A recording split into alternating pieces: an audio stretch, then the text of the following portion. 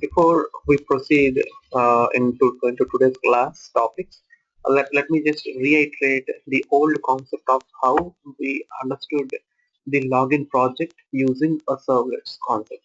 Okay, so the first thing that we wrote is like created a simple HTML page where the user can enter some data like the username and password using the input fields. Okay, so for the first one, the input field is text so that it can be whatever the user types in can be shown as a clear text. And the second one is a password which hides the type of content that we try to enter in this field.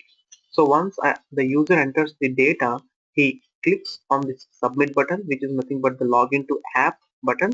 So this button, when it is clicked, the browser sends a request called my app login for you.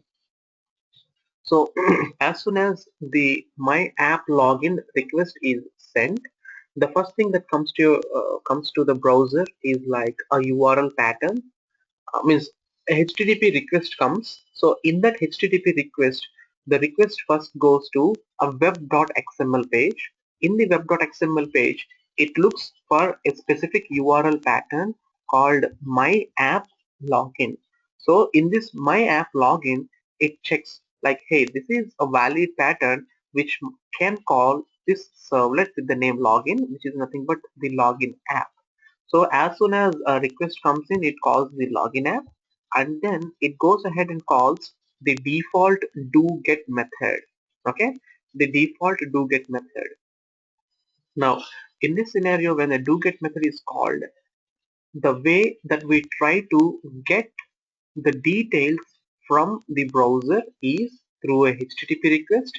The HTTP request protocol is converted into HTTP request object and is given to our login app. So all the required data is present in this REQ reference variable. So from that REQ, we take request.get parameter of username and password, and from here everything remains the same.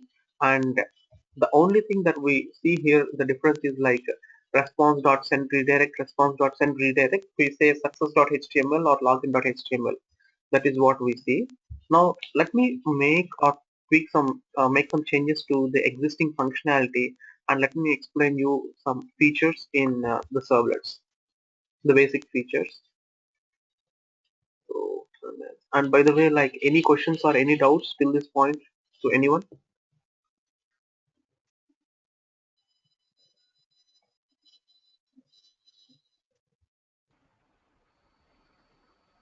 Yeah, hi Raghu. Yeah, go ahead with the question. Hello.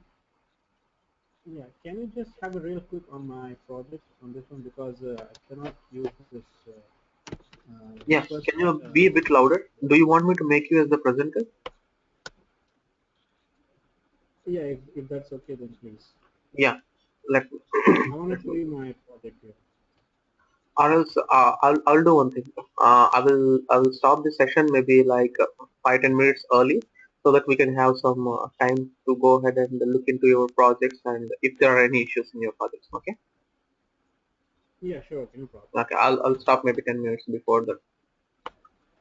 So now here I'm going to say I'm just using an internal browser in Eclipse itself. So what I do is like I'm going to enter some username and password, Raghu,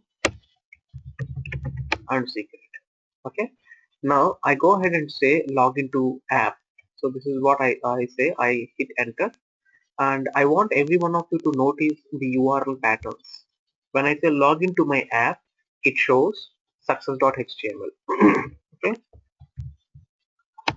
So the URL pattern that you see here is success.html, and if I say like I'm giving a wrong password. When I give a wrong password and I say login to app, the uh, output is like, if you see here, it shows invalid credentials. It prints in this out, but the URL pattern that I want you to notice is this is the one, login.html. So this is when it shows, this URL is shown when an invalid credentials are entered, and the first URL pattern is shown whenever it tries to press or whenever it tries to say like valid credentials, means when the username and password matches. Now let me make a change in the code. If you notice the code that we wrote, there are two different things that we noticed. The first change is like getting the data from the request object, and then the second one is the way how we navigate to different pages, like a success page or a failure page and all. Okay, now let me comment this code and say like request. Let me write something called as one second. Request object req. Okay, req dot get request dispatcher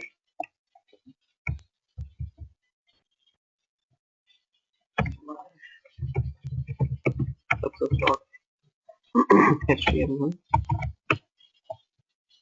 dot forward request response. We'll see this. Okay, I'll explain this concept. Here is login.html. The same sentence syntax that we wrote at line number 33 and 37 can be written in a different way, like 34 and 38 also. Okay, now the context has reloaded automatically. So now what I do is like I will go back and execute the same old program, or else maybe can I do it in this browser? Yeah, let me go to this browser first, internal web browser, hit enter. So it shows the login page.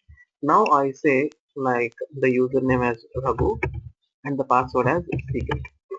I'm going to hit enter. In the previous scenario, this is the first one, the highlighted part excuse me, is the URL which is being shown when I click on this login to app button. Now if I click on that, there is a different URL that is being shown. Okay, if you notice here, the URL pattern or the URL that it shows is http://localhost 8080 first web project my app login question mark followed by you name as Raghu and you password as secret. Now if I enter invalid credentials also, enter, see, this is what is being printed.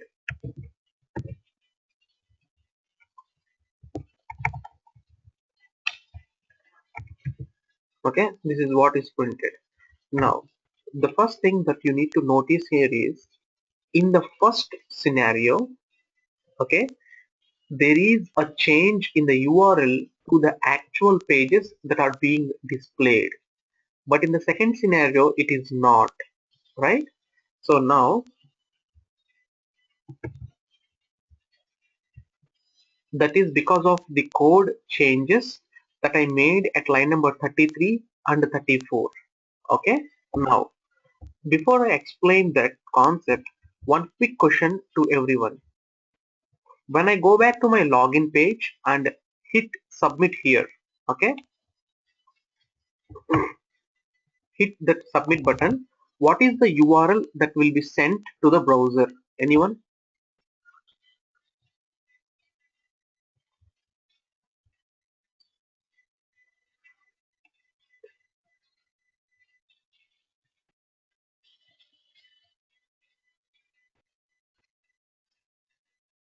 What is the, yeah, the question is when I click on the button like login to app, okay, understand my question and answer that. When I click on the button login to app, what is the URL pattern that the browser is trying to send to the server?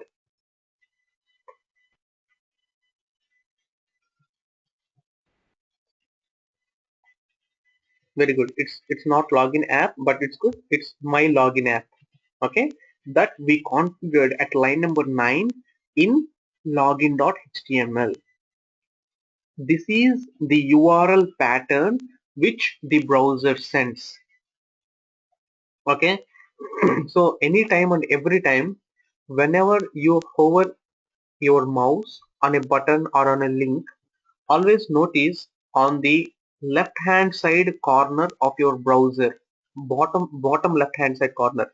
Now just notice on my Eclipse left hand side bottom corner, can everyone see the URL pattern that is going to hit the browser? Localhost colon 8080 first web project slash my app login. Can everyone see that? See, if I remove my cursor, it is gone. If I hover my cursor on top of that button on the bottom left hand side corner of my Eclipse, it shows the actual URL that we are going to hit the browser. Okay, so the actual URL that will be sent from the browser on to the server. This is the URL that we are sending. Okay, but in some scenarios it shows success.html, but in other scenarios it shows the same old one, the same old URL pattern followed by a question mark which shows or which passes all the user data, username, password and all these things, right? So here there is a concept that you need to understand, like request dispatcher and send redirect.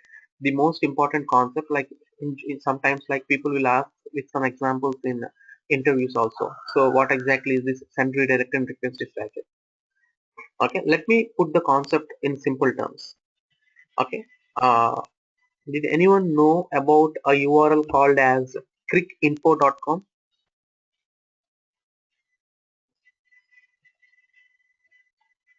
Very good.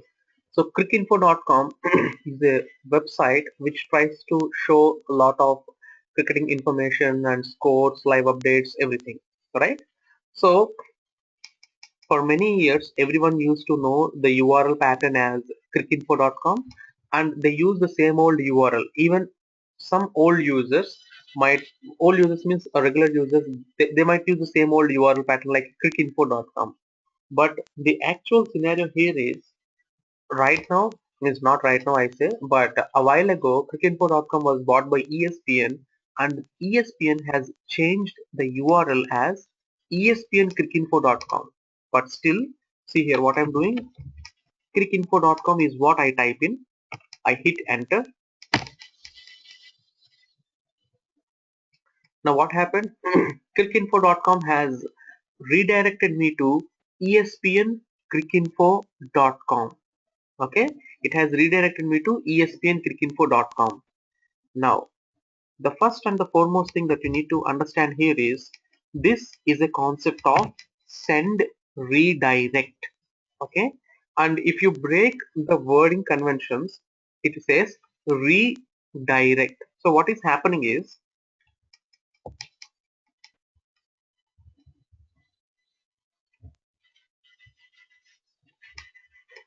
so the first time client sends a request. One second, let me do something. When I say client and server, it's the browser and our Tomcat. That's what I mean. So for the first time, what happens is the client is sending that, hey server, give me a URL called, or yeah, info.com. So the client is requesting for this URL. The server says that, hey, crickinfo.com is something which I no longer support, but since that is the URL which many people users know from years, I will not shut down that URL. I will make sure that any request coming to that URL will be redirected to a new URL called ESPN Cricinfo. So the concept is, for the first time when the browser requests cricinfo.com, the server identifies that, okay, cricinfo.com is not available. So I need to notify all my users saying that, hey, my URL is modified. So if I need to tell them what exactly the server does is, whatever I'm trying to explain from now onwards is all done internally without your notice. Okay, the server sends a response back saying that, hey, send me a new request with a new URL called espncricinfo.com. Okay, that is what the server says. Then the client says that, okay, I will again request with a new URL saying that espncricinfo.com.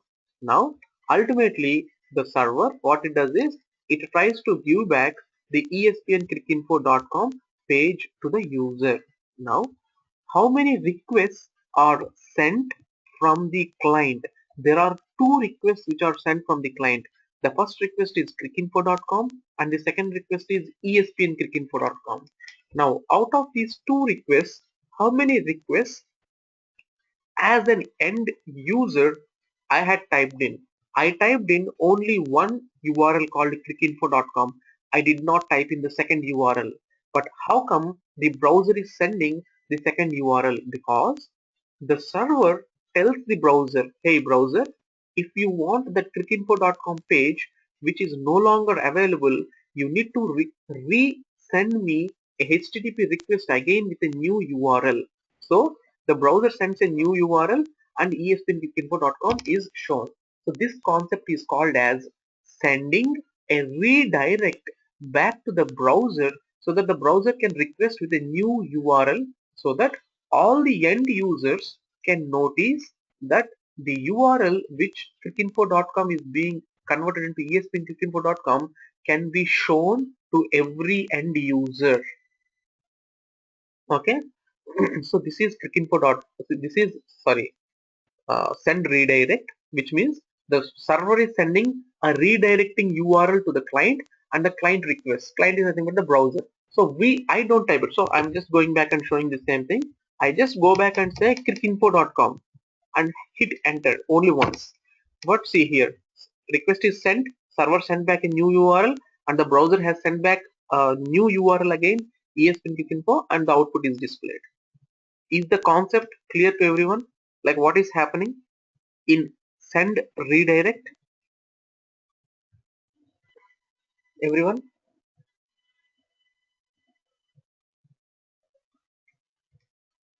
Very good. One more example you can say is like there is something called as a onceaday.com. So I say I go ahead and say hit enter. See what happened?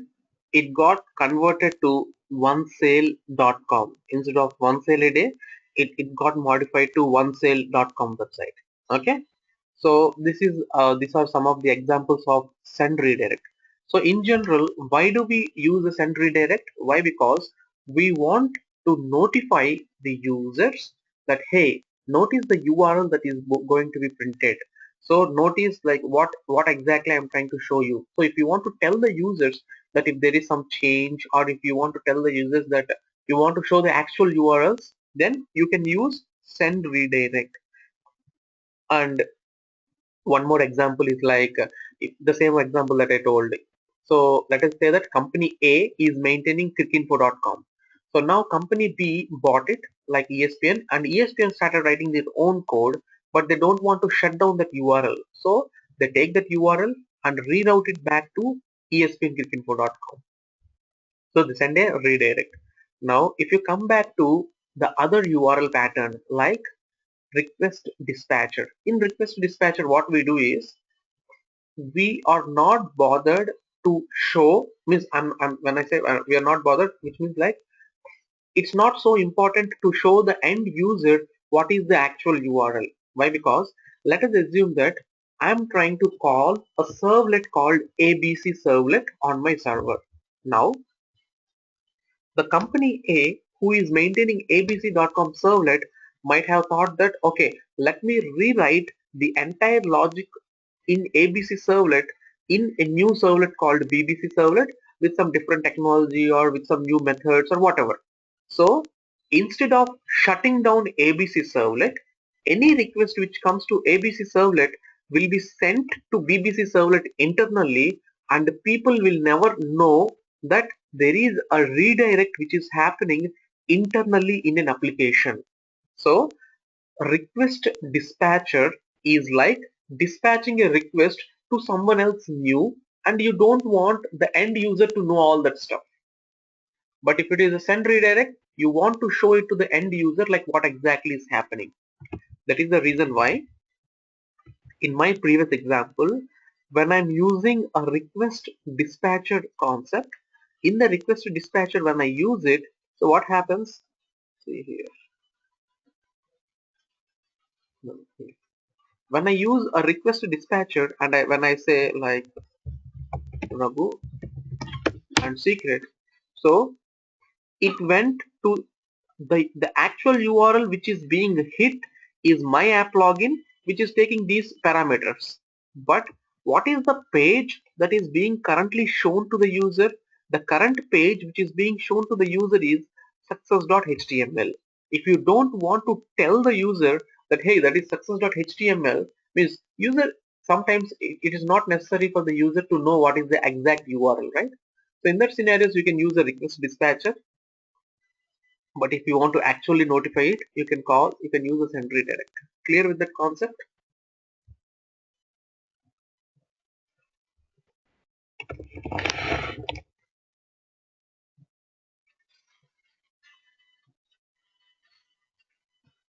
Okay, yeah, that's good.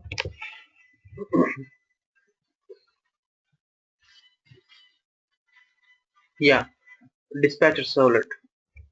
Sorry, request dispatcher, right? So, one second.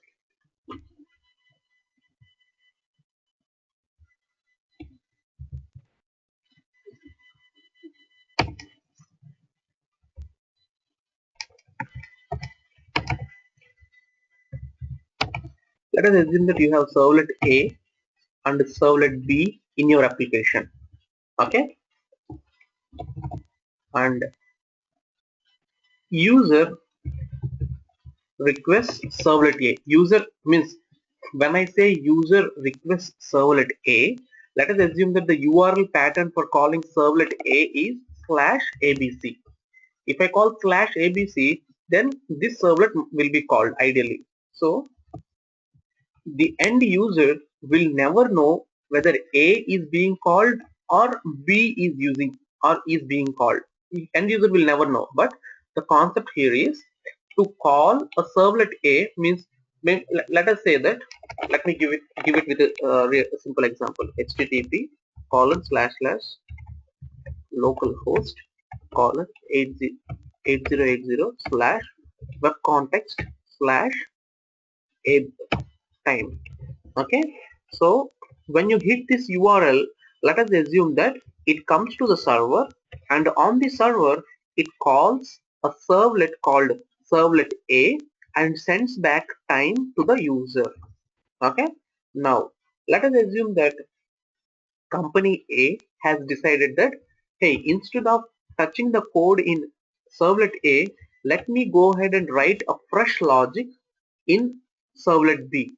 Okay, which means that they write a different logic in servlet B, and they might have written the same old logic kind of thing which displays the time to the user.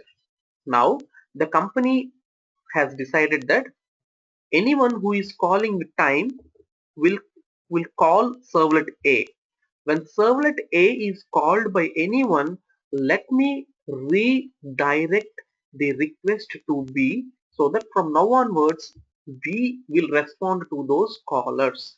So what is that I'm trying to do? When anyone is calling A, I want B to respond. So I will just pass on the request from A to B, which means that I will just send the B the request. So how to send B the request?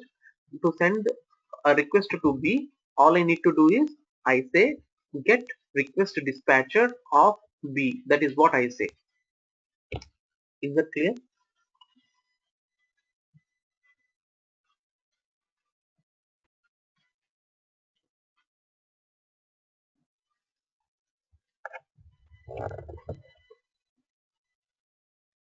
Okay. Okay, that's good.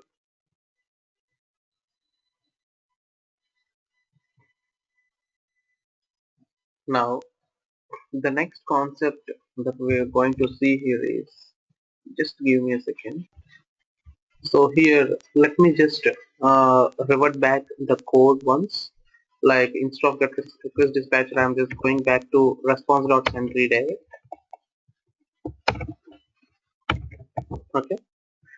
So anything you can use. Now, the next thing that we will be understanding here in this scenario is like, we'll try to see why the concept of servlets, like whatever we understood till now, is kind of a legacy system. Okay, we need to understand this concept to build the next level of apps, but this concept became legacy. So let's try to understand why this current concept has become a legacy concept. Okay, now the first thing, if we go deep into the core concepts of servlets, the first and the foremost basic thing about a servlet is like, a servlet can process dynamic requests coming to the server. So that is clear to everyone. So that is clear to everyone. Now, the next concept. A servlet has the capability to present a data to the user. Now, if you go back to the first example that we saw in this servlets, we try to see how I can display the server time back to the user, right? Using a response object and creating a print writer stream, and we are able to display some content back to the user, right? Now, the concept here is, in a servlet, you can write Java code as well as the HTML code also.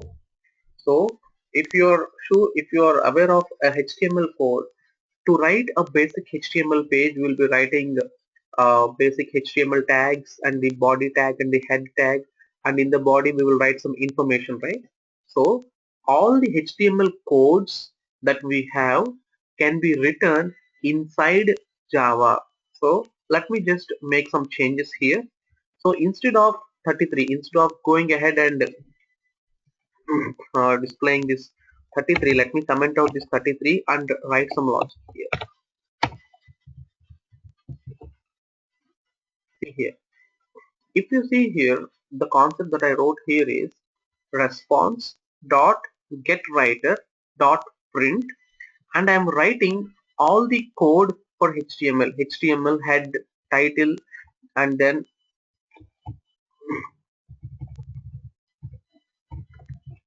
and the next concept here is like body and some message in it, and then the HTML page.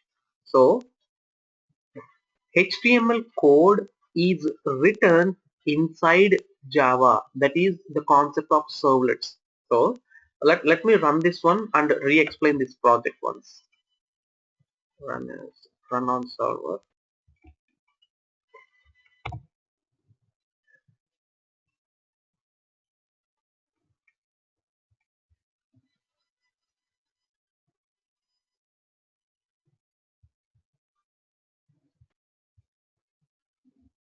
Okay. So I say Prabhu and say secret. Hit enter. It says Yahoo logged into the application. Right? Now, if I go back to loginapp.java, in the loginapp.java, what exactly is this which is being printed for me? This is nothing but a page that is being created or developed on the server side, and that is what is being shown to the end user.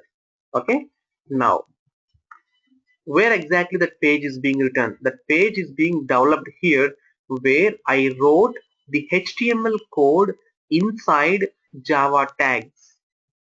Okay, so I hope everyone remembers that response.getWriter.print is something which will help us to write something onto the browser, right? If I go back to this Yahoo and say like right click, and say view source, if I try to view the source, did you notice here? It all shows what exactly I have written in the Java code. Okay, this is the source code, head HTML, title Yahoo, and the body is Yahoo logged into the application and all. So the basic concept of a servlet is when they started creating servlets or developing servlets, people started writing all the logic for the web layer and all the presentation logic and all the business logic and all the database logic. See, this is the data. Let us assume that this is the logic which tries to connect to a database and tries to fetch the data. Right now we did not connect the database, but let us assume that if we had a database, this is the method which does all those things. So in a servlet, people started writing all the logic which became too heavy to maintain as and when the application grows. Why? Because everything is at one location, like business logic, presentation logic, the database logic, service logic, everything was combined into one single place in a servlet, which became very difficult to maintain. And also, as a Java developer, sometimes people might not be good at writing the HTML code, right? So as a Java developer, if you are trying to create a presentation logic in this servlet, you might fail at times, saying that it might show like if there are some errors in a tag, you might not be able to understand some tags and all. So as a Java developer, you might not be as good as in HTML. So it's not the right way of coding. Means when I say right way of coding, we cannot write all the presentation logic in a good way. So using servlets, there are certain drawbacks in old days, like maintaining the logic and the Java developers trying to write all the HTML logic for the presentation and mixing everything at one location. These are all the drawbacks of servlets. Okay, so because of these drawbacks, the next thing that we are going to understand is something like a JS piece, which will help us or which will explain a little bit more of how we can separate out the presentation logic with the existing servlet logic. Okay, so is it clear till this point, like what did we do at line number 33 to 35 and what is the drawback of servlets and all to everyone?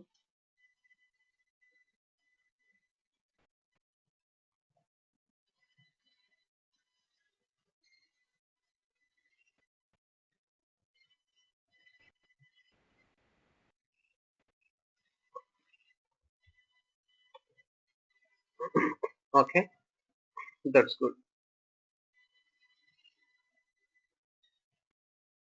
37 to 41. So someone is asking a question like, don't we use or don't? So is it from 37 to 41 or 33 to 35? Is that what you're asking?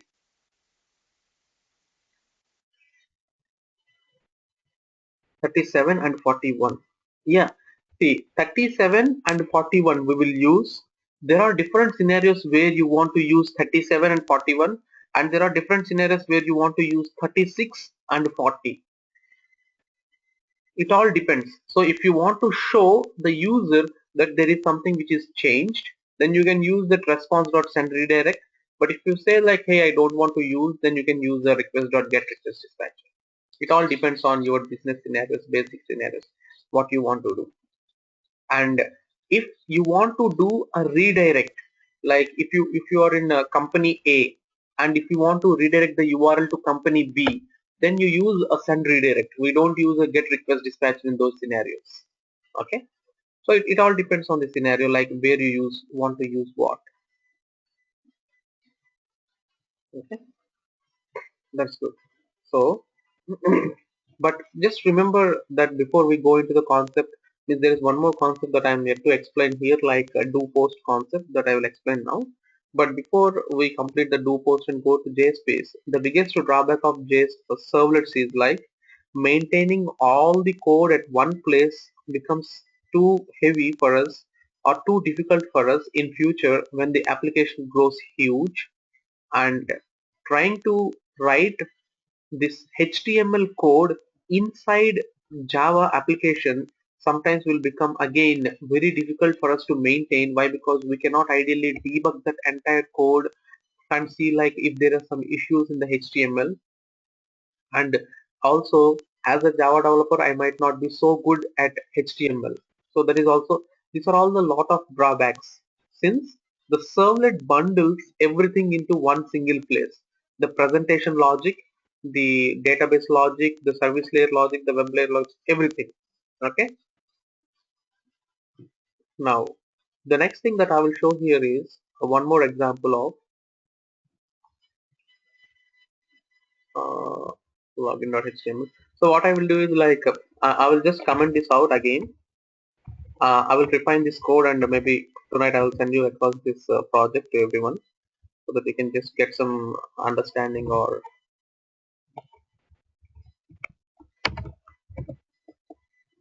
okay. So now the next thing. In this scenario, let us assume that when you make a request from the browser onto the server receives the request and processes it. Well and good.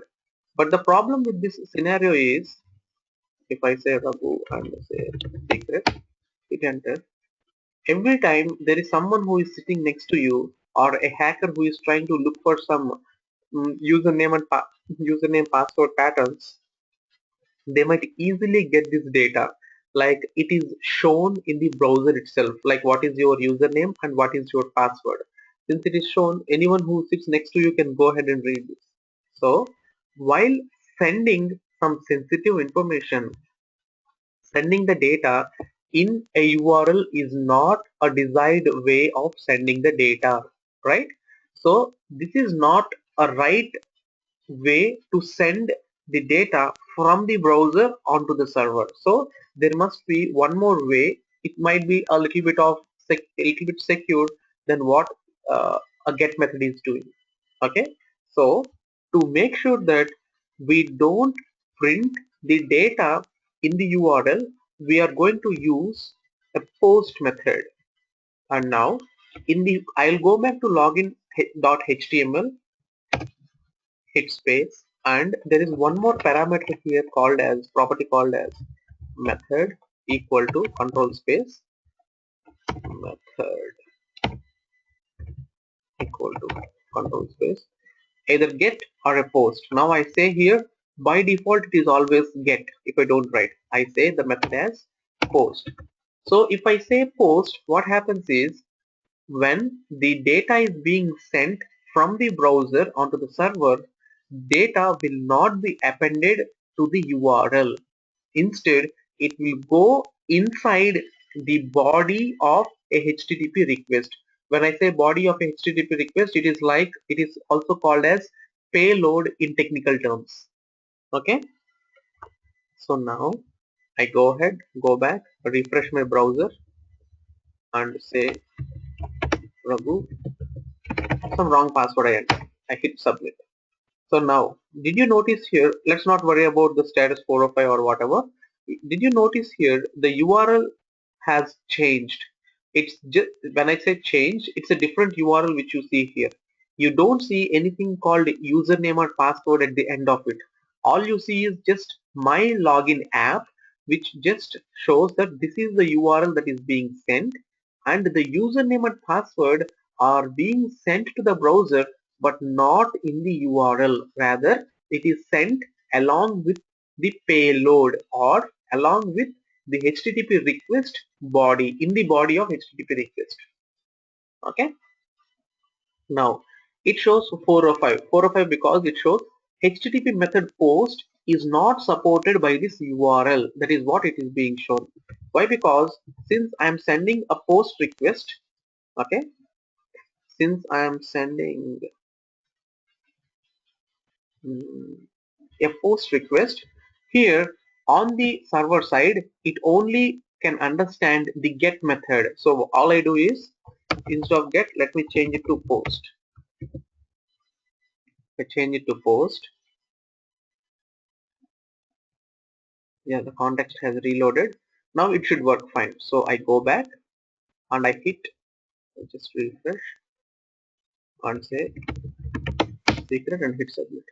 Did you notice here? Everything is good, and I'm redirected back to this welcome to servlets login app page, which is nothing but success.html page. Okay, so securing that URL is like we make the data to be hidden, means when it is being sent, we will hide the data by saying method equal to post.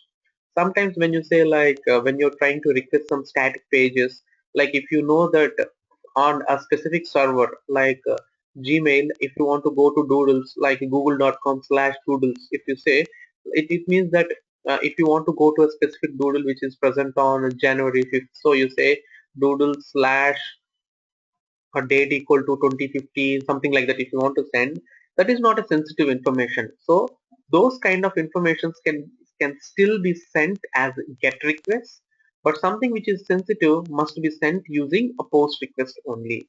So just making a specific URL change here from method equal to get to post will do the required things desired. Okay, clear with that?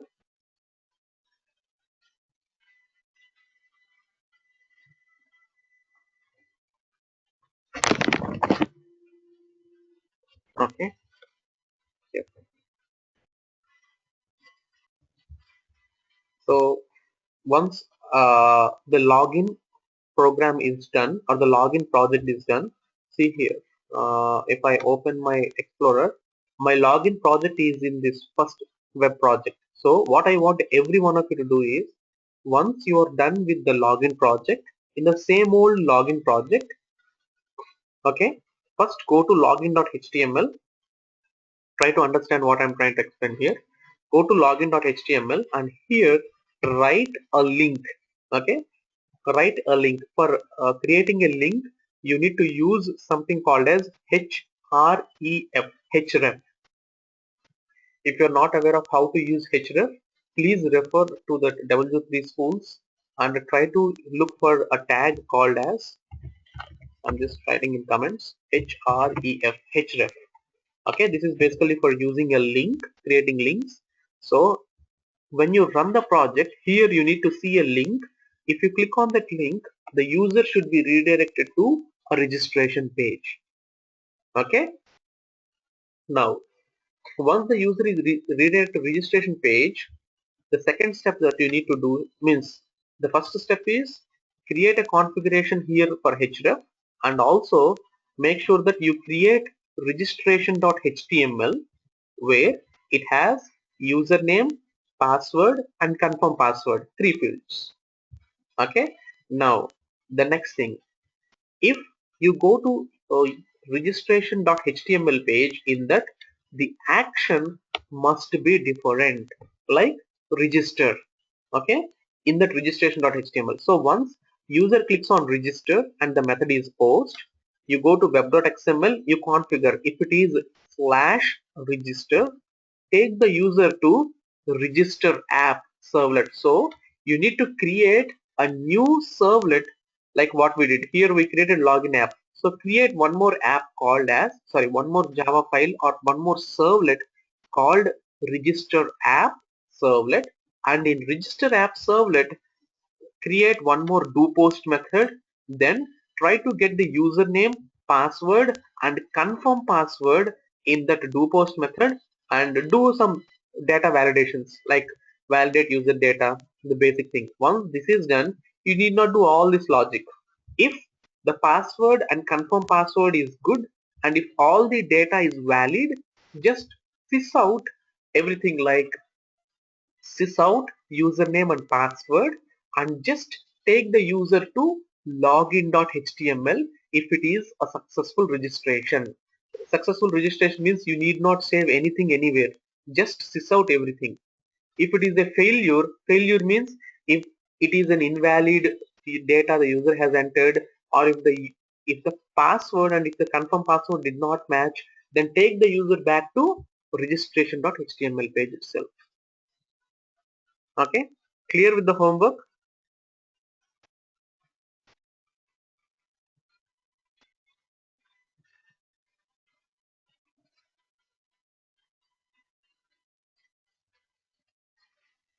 everyone?